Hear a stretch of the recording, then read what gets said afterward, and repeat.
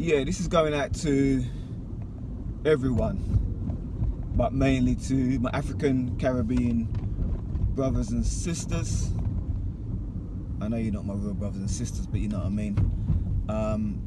And to my African work colleagues, Caribbean work colleagues. Yeah, this is going out to you because I think certain things need to be put to rest. Certain understanding of certain things between the Caribbean people and the Africans need to be put to rest.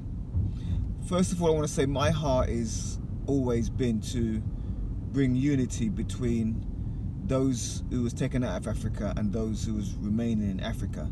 There's a lot of misunderstanding about the history of the African diaspora, those who was taken out of Africa. There's a lot of misunderstanding, and I'm glad that things have moved forward a lot. I remember years ago when I was younger how the conflicts between Africans, and I say Africans, I'm generalizing, a lot of West African countries I'm talking about, the conflicts, in not so much real conflicts, but you know, verbal conflicts. This thing about the Caribbeans, you know, we don't like the Africans because they sold us into slavery, sold us for pots and pans, and my parents told me certain things like that. My dad didn't have a negative view towards Africa totally. He did sort of always acknowledge that our ancestors were Africans. He brought me up to believe that.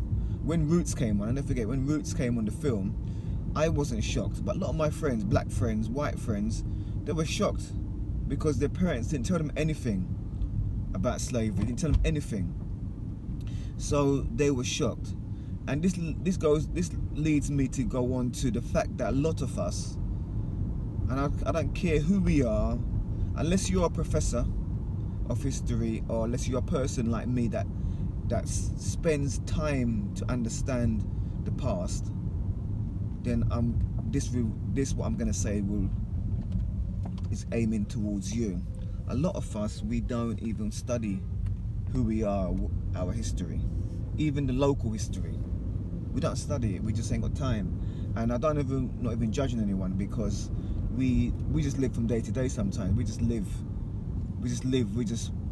We go to work. Some of us do more than one job just to sort of make ends meet. Anyway, let's stop less of the chat, less of the introduction, and let's get into what I want to say. I was talking to a friend yesterday about this same topic, my African brother named Yemi, and we didn't get a chance to get into it. And that's the problem at work. Sometimes you start talking and you don't get into the topic, and people sometimes they shout out what they believe, and I'm the kind of person, I'm pretty quiet. I just listen to what they're saying, but at the end of the day, I ain't got time to really break down what I've learned over the years. This is something that I've learned over the years, something that I do. Just like some people love cars, some people love this, love that, I love history.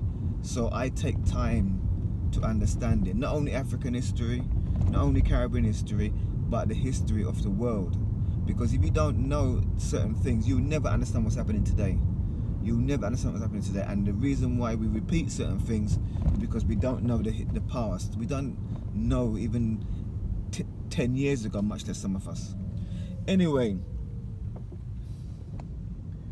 this thing about whether African people sold Caribbean people, and this kind of argument that's gone on for many years.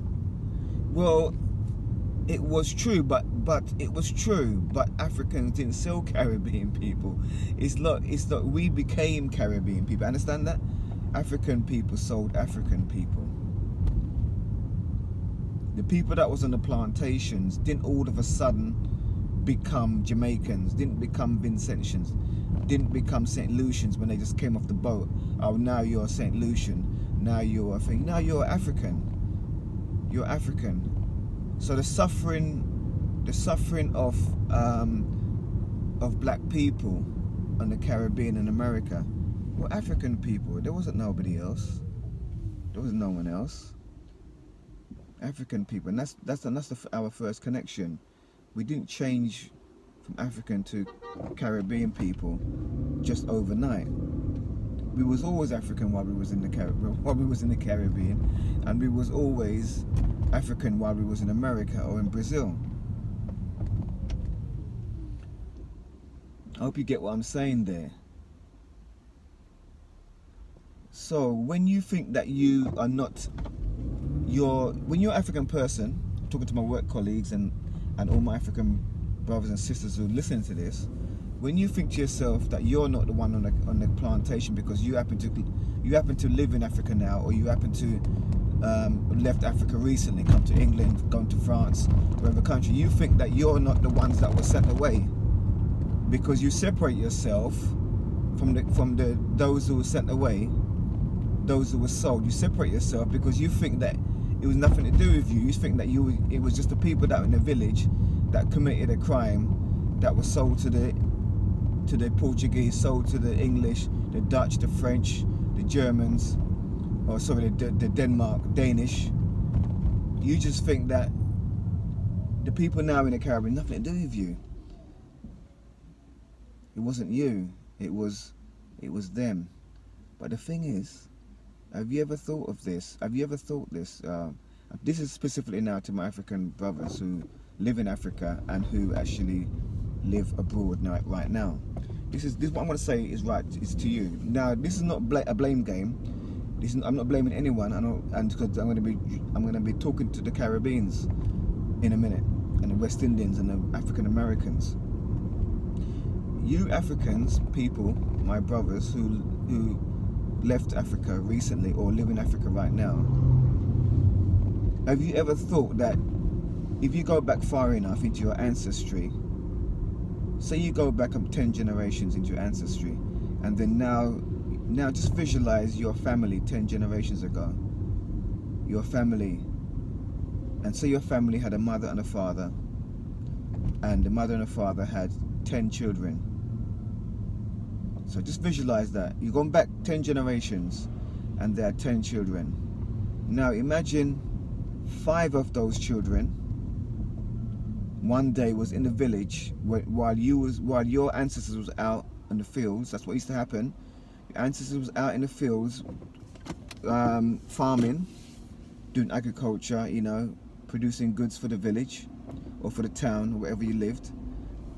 Imagine you was out and then 10 of your children was in the village with other children, but then raiders came. These were what you call slave raiders. And I'm not talking about white people. I'm talking about you're in the interior now of Africa. You're in the interior. Give you an example. You're in essential Nigeria. I'm going to talk about Nigeria later because Nigeria wasn't called Nigeria then. But say you're in the Igbo land. You're in Igbo land or you're in Yoruba land. You're in those states here.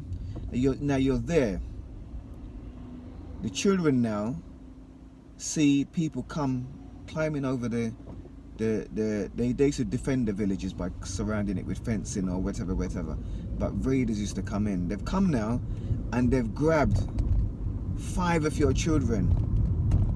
5. They didn't grab all of them. They grabbed 5 of your children. While you was out, your ancestors was out on the fields farming. That's what used to happen. So they grabbed them and have taken them now. They've taken them and they've taken them on a journey with other people they've already captured. They meet up with another gang of slave raiders, and they work together, and then they gradually take you over a period of time. It could take months down to the coast. Now you've gone down to the coast of, say, Calabar or Lagos or Bonny, and now you're on the coast. Now these same men, well, not the same men. Let's go back. I'm going to go back a bit.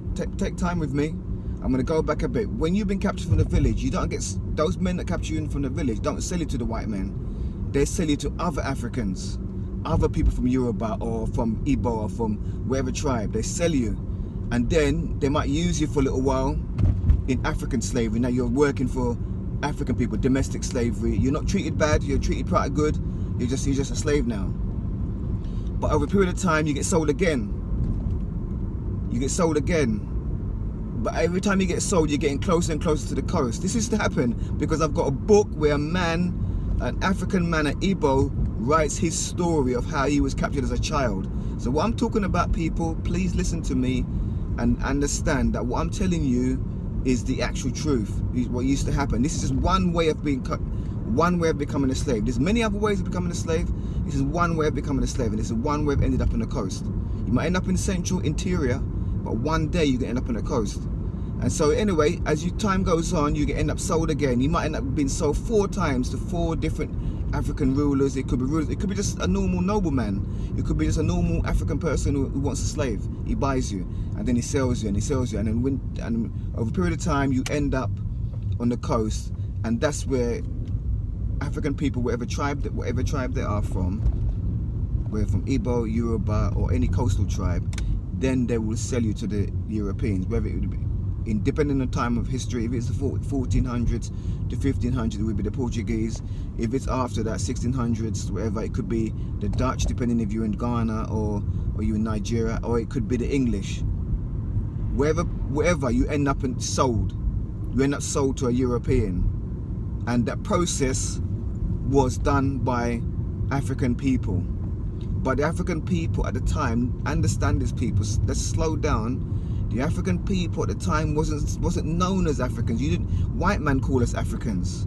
African is like one identity for all of us. But we know we are not just one identity. At that period of time, the white man even knew. They knew about the Igbos, knew about Yoruba, they knew about Hausa, they knew about the Fanti, the Ashanti. They learned about the tribes. But when they talked to each other about us, they would call us Africans. It's just a term that they use that came about in history to name that continent. But we didn't see ourselves as Africans, so we wasn't selling ourselves. Get what I'm saying?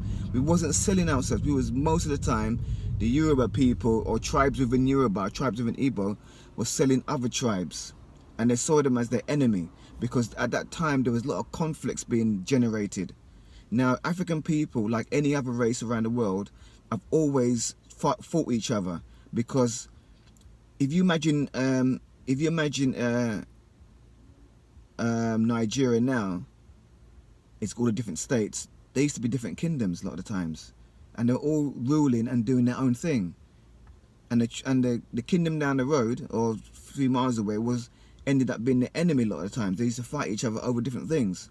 Sometimes they used to fight, and then once they fought, whoever survived became slaves of the other one. So that used to happen. But I want to go back to what I was saying. I'm going to deal with that another time. So you've been sold now. 5 of your children, this is your ancestors' family. You've gone back 10 generations. 5 of them has been sold, and they end up in the Caribbean. They're in the Caribbean now. They end up being, I'm going to use Jamaica as a well, tell the truth. Yeah, I'm going to use Jamaica just as an example, because we know that's one of the most biggest islands, and where most of a lot of the slaves went to. But we know we have St. Vincent, St. Lucia, St. Kitts, Dominica, Dominican Republic, Puerto Rico, loads of Guadeloupe, loads of different Martinique, loads of different other islands. We know that. But what I want you to hear now is that 5 of your children, of your generation, 10 generations ago, have ended up in the Caribbean, in Jamaica. And once they get there, they go through a process of seasoning. Seasoning is when they do things to them to sort of prepare them for slavery. They spray them with pesticide, all kinds of, because remember they've been on a ship for 3 months, 2-3 months, and the thing is, 5 of your children didn't even reach. Only 3 of them reached, because 2 of them died on the ship. 2 of them died on the ship, my brothers, because the conditions of the ship was like living in hell. Most of the African people, you know what they thought? Our African ancestors. This is our ancestors, you know. This is not the Caribbean people's ancestors. You African people I'm talking to now, it's your ancestors. My ancestors. We have the same ancestors. 3 or 5 of your children from your ancestors were sold into the ship. Only 3 of them survived, because the 2 of them end up getting disease on the ship, getting diphtheria or smallpox. Could you imagine having smallpox if you're on a ship? That's you in the whole of a ship, and the ship is not designed for comfort. You're not on a cruise, you know. They didn't take you on a cruise to the Caribbean. There's no cruise business where you got nice, comfortable sheets to lie down in and nice bed. You're sleeping. You're on planks of wood that's not even been shaven and smoothed. So your kids are there now. And they're there. Your generations of kids, they're there, and when they reach, 23 of them reach to Jamaica, and when they get there, they're put in front white men, and they examine them, touching them, feeling them, their teeth, looking at their private parts, seeing how strong they are they fit, or whatever. And then those kids now are sold. But the only thing is, they're brothers and sisters. There's 2 brothers and 1 sister. 2 brothers and 1 sister. They love each other. They cling to each other when they was on a ship. But now they're in Jamaica. They get sold. One goes to one master. One goes next master. Next master. They're all separated. These are human beings. You know what it feels like to separate from your children, separate from your brother and sister when we leave to come to England, and we have to leave our family and all that stuff. But these are done by force. By force, you leave. Now those children now, they're separated. Imagine the dejection. Imagine the depression. I read a book where one Igbo man who was bought, Equiano, his name, Equiano, Gustavus Equiano, or Oloda Equiano. When he was sold, when he got on the ship, he went into the deepest depression you can think of. He could describe depression. He said he thought he was in the land of the dead.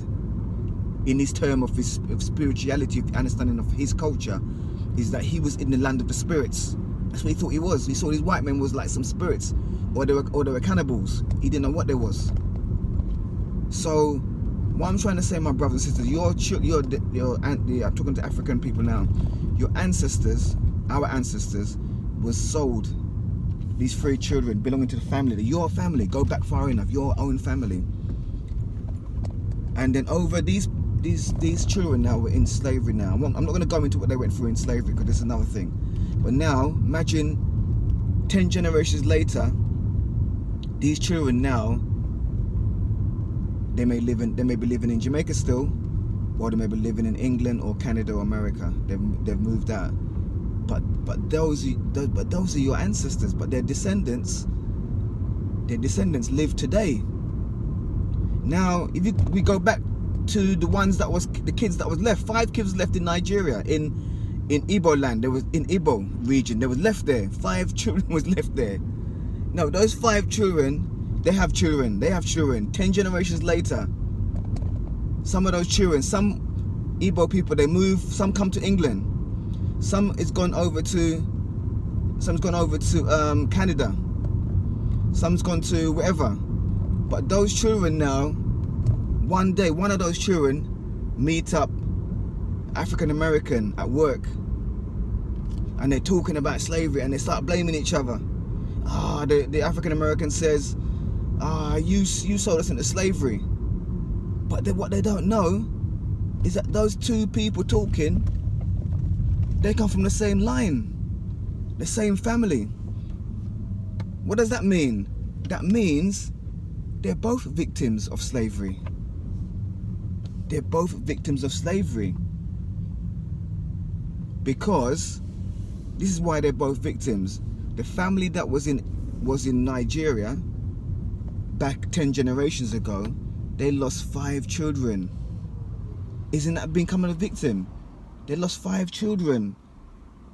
They was kidnapped by slave raiders, but they had 5 children left back in Nigeria. So even though you're still in Nigeria, you still live in Nigeria, and you're a descendant of those that wasn't captured. You've still got people from your own family that were captured. You get what I'm saying? So how can we be blaming each other when we all victims of the same thing? I hope you understand what I'm trying to say. It's like it seems complex, but it's easy. All it means is that you got one family. Some go to America through slavery or Caribbean, and then generations later, they're 2019, 2020, they're living. But then the ones in Africa stay back, but they now They could live in Africa still, or they could have left and come to England, gone to America. But these are family from the same family, so we can't blame each other.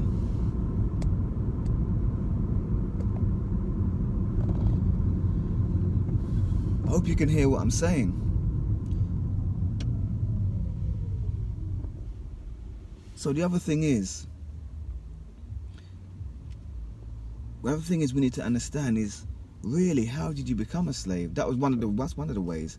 You know, slave raiding became quite common between, especially towards the middle of the 1700s, or 1700s to the 1800s, the 18th century to the 19th century. That's when slavery increased, because there was a higher demand for slaves in America and in the Caribbean. More and more, as time went on, there's more demand. So the Europeans on the coast was making deals with the coastal people and bringing goods to the coastal people. The coastal people already got into a cycle of buying goods. Yeah, you know, we today, we go to the shop, we buy goods every week. We buy goods. We're used to buying goods. It's no different. Hundreds of years ago, African ancestors, when the Europeans turned up with their ships and turned up with all these different goods. I mean, metals. We was producing metals in Africa. We was smelting iron centuries, same time as the European was. But the thing is, the Europeans started having a process where they could do so much more. They could do it at a mass scale. So when they brought us iron, we was getting it cheap. When they was brought us copper, we was getting it cheap, because the Europeans was producing it. But the Europeans, what they really wanted, first of all, they wanted certain spices like peppers. They also wanted gold, and they also, when they first come, they did want slaves, but they didn't want slaves. It wasn't the main thing. The Portuguese wanted gold at first. It was gold that they was coming for. They wasn't coming for slaves. Slaves was always like the last thing they got, because the slaves could. When you have a slave, you take it back to Portugal. They used to go back to Portugal. They sold the slaves in Portugal. It's just another way of making money. You know what I mean?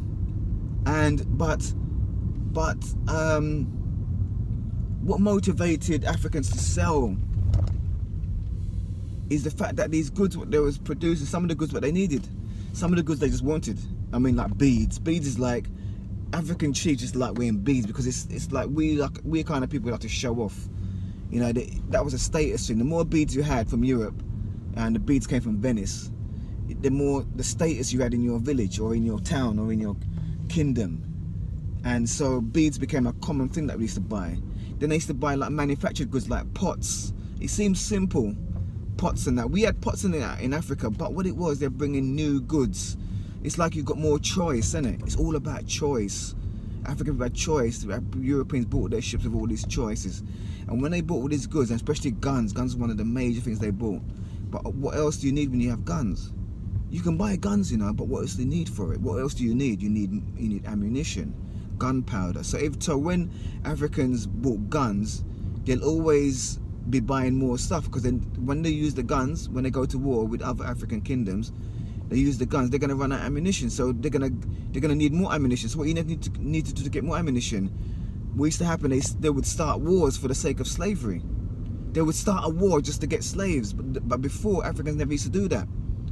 African kingdoms fought each other for other things, but when the Europeans came, over a period of time, it started to sicken the mind of the African. Well, the European's mind was sick already, but the African man, he had his problems. He fought each other already before the Europeans came. But when the Europeans came, over generations, the slavery became the impact that impacted the whole of West Africa, to the point where most people in Africa was afraid that they was going to become slaves. But they never knew who would be the one that was going to attack them. What village, what kingdom's going to come to attack, to raid them for slaves. It became like a disease. Can you see the picture, people? It's not, slavery is not a little thing. It's not a little thing where some Africans say to me, oh, we just sold some people from the village that was committing a crime, that was probably witches, or they were committing a crime. It's not a little thing like that, people. It's an organized thing. African kings and queens and rulers and merchants were organized people, just like they are now. African people ain't dumb. When they sold a slave to a white man, you think there was had any qualms about they're selling a black man to a white man? Why would they have qualms about it? Why would they worry about it? Because it was what they was doing was selling their enemies most of the time. If you want to punish your enemy, first of all, you enslave them. That's what people used to do. You win the war. Those people that survived the war, you make them work for you. I mean, what's the point of you working hard when you got a prisoner from a war? Make him work for you, innit? There's nothing wrong about that. There's nothing to understand about that. We carry on as if like Africans were evil or because they sold Africans, but there wasn't, as I said to you before, they wasn't selling their own people. They were selling people that they were their enemies. So African people are not evil because English and the Europeans sold Europeans to the Arabs. The Western Europeans sold the Slavs. Where do you think the word slavery comes from? The word slavery comes from Slav. This is Eastern Europe. Imagine a slave. The word slaves came from Slav because just saying the word slave meant Eastern European. And now that word became like a common word that we use for any slave. But the word slave was related to Slav, people from Slavonia, Slav, those countries, Yugoslavia, all them Slav business. It's all to do with slaves, yeah. So they're the ones that were the word came from. Europeans, the white-skinned people, looked at another white person and sold them to an Arab. But the thing is, we didn't have racial thing. The way we look at race now, white and black, there wasn't looking at race like that. Race wasn't seen like that. Black and white is what we focus on now. African people selling African people, there was no qualms about selling it to a white man. That argument developed after. All it was doing was a business transaction. I sell you 2 captives from my war. You give me 2 guns or 3 guns, 4 guns and some gunpowder. Or you give me these different pots or these textiles that you've got from Morocco, Venice, or you've got textiles that you brought down from another country or from your own country. Like England would bring textiles, cotton and so forth. Even though African had textiles, I mean the Fanti people, or the Shanti had textiles and they worked their kente cloth and all the stuff. But over a period of time, maybe some of that material what they even used came from trading with the Europeans. So even though African people had the stuff in Africa, I'm generalizing now, different tribes did different things, different kingdoms, different empires did different things. But even though they had stuff, they still wanted to buy more stuff. You got stuff at home right now in your house.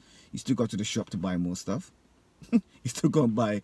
You got 2 pots already in your yard. You got 3 pots in your yard. You still go to the shop. You see a nice pot. You buy the next pot. You got 2 pairs of shoes. You see the next one, you buy another pair of shoes. So African people will still want. They just like people now. African people, human beings. They wanted to buy stuff, and the Europeans was bringing stuff. You know, but the only thing is Europeans, the trading good, what they want, they wanted labor. They needed labor. It's just a simple equation. It's nothing. It wasn't seen as an evil thing. It's now we look back, it looks evil. It looks evil, and well, tell you the truth, it was evil. It was evil for those who were being sold. See, if you was the one being sold, if you was the one being captured in a war and then sold, it was evil to you. Because when someone does something bad to you, that's what's called evil. But to the person doing it, it's not evil. They just think they're doing a business transaction. We need to understand we need to stop fighting each other, African people, Africans, my brothers, and Caribbean, over this thing, because it was just a business transaction going on. And even though we can look back and say this is really bad, it was really bad for those who were the victims of it. But those who were doing the transaction, the Europeans was buying the slaves and the Africans that were selling, to them it wasn't bad. They're just making money. You know, Africans was getting all these goods, and the Africans that on the coast that got all these goods. Imagine you get guns on the coast, you get pots, you get pen knives, you get gunpowder, you get textiles, you get all these metals. What do you think the Africans on the coast was doing? They was take that goods now and take it into the interior and sell it to other African people. They would probably buy some of those goods and then sell it on. So it's like an economy. Imagine economy is developing in Africa with all these goods. People will use these goods now, even probably to develop people to come and work for them. They probably can buy slaves now. So you're becoming a big man in Africa because you got all these goods. You can use those goods to trade to get slaves, and so they can work for you. Because slavery was always in Africa, always in Europe, and always all over the place. So what I'm trying to say now, people, is that we need to understand this thing, how this thing was working. We can't always blame the white man. The white man should know better because he come with Christianity. He's coming with Christianity about Jesus loves you and Jesus this and Jesus that. You know, the same man who's saying Jesus loves you, the same man is branding you with iron. The white brother, I could talk to you about another 5 hours about him, about the wickedness he done with his Christianity on his label on his head. You know, I'm not knocking Christianity. I've been in the church for years. I don't go to church now much, but I'm not saying I don't believe. But I got a different understanding of those things now. A different understanding. But I look at things differently. I look at Christianity, what it's done in Africa, and what it's doing in Africa right now. You know, you got all Christians preaching Christianity, but it's still poverty. It's still poverty.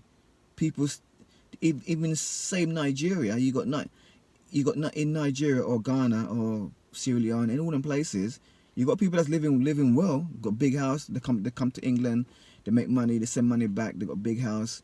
And you got people in America, same thing. They go to America, they send money back, which is great because they're sending money back to build the economy of the country that you come from. But then you got people building up. Some people are getting more wealthier. You're getting more middle class in Nigeria now, in Ghana, Uganda, and places like that. But what's happened to the majority of people? They're still living in poverty, and it's not the poverty that we have here. It's poverty where you have to walk 10 miles to go and find water, or if you do have water, the water's contaminated with shit. Sorry for the language. You know, even in Nigeria and Lagos, there's water people using in a city that's contaminated. Because there's certain shanty towns, there's certain places, there's people living together, there's too much people, there's not enough sanitation. Imagine Africa and India and some other places in the world, they still haven't got sanitation. People just go out and just crap dig a hole and just crap somewhere. But then if you do that long enough, the feces it seeps down into the ground, and then it goes and then it affects all the waterways. You see the state that we are as Africans, even though we traded with the white man so many years and we got all them goods and everything like that. We traded, yeah, but we ended up worse off because at the time we didn't really fully understand the full picture. It's all about understanding the full picture. The white man probably had a bit of a global view of the world more because he was at that period of time he was on the sea. He was sailing to different nations, and then he had a global picture of what he wanted to do with his money. But we had it more like a local view of what we want to do with our money, with our goods, all the goods that we got. The guns was okay because we could use that to go and conquer another nation and make our nation bigger, and then use them people, enslave some of them, sell them to the Europeans, and then have some of them slaves in our land and to work for us. So it's all, we're not blaming African people, my people, but I'm just saying that's the way of the world. It's the way of the world. I'm just bringing this thing to you to give you a better understanding of what happened. And this is only one little. I'm talking to you so long. Look, and I've got a lot more to say about this whole thing. I haven't even talked about Sierra Leone, Congo, how the Portuguese made deals with the king of Congo, how the king of Congo became a Christian. Alfonso became a Christian, and then he gave up Christianity. Then his son became a Christian, and then how Christianity was in Congo, and then how the Portuguese tried to conquer the Congo region, but they couldn't. The Portuguese was there for hundreds of years before they even conquered certain regions like Angola. But we have this African people are weak. The white man come and just take us out. They take us. They just took us. No, they didn't take us.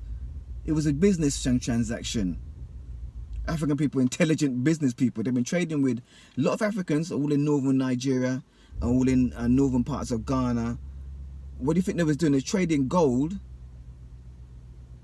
and different products, ivory, grain, and all that kind of stuff to the Arabs for centuries before the Europeans came.